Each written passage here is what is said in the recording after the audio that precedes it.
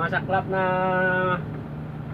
nadaanan ko kanina yung kapwa natin motorcycle rider sa approaching ng Sukat Service Road.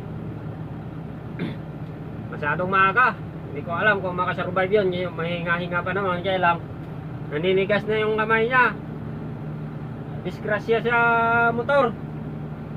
Parang wala naman siyang kabanggaan kasi mga humihinto dun, mga nang-usi-uso lang.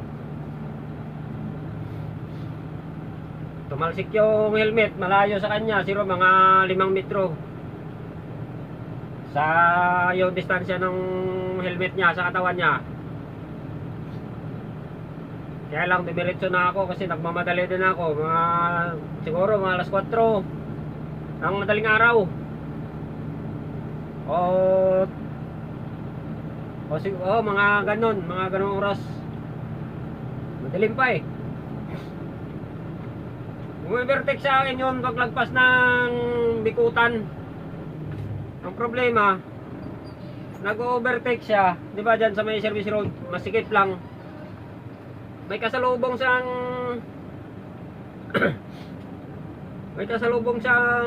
truck. Iyon, nalusutan niya yun. Sabi ko, muntik na yun ah. Problema, nung approaching kami ng Sukat, nakita ko siya, kandusay na, duguan. Nagmamadali siya, ang bilis ng takbo ng taklik. Kaya mga kapwa ko rider, mag-ingat-ingat tayo, dahan-dahan lang tayo. Lalo tayong hindi makakarating pag nagmamadali tayo.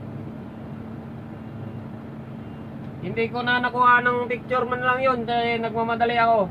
Daming nag-uusyo-uso, nagka-traffic na. Ingat lang tayo mga sir, mga kapwa ko rider. Yan lang po, maraming salamat.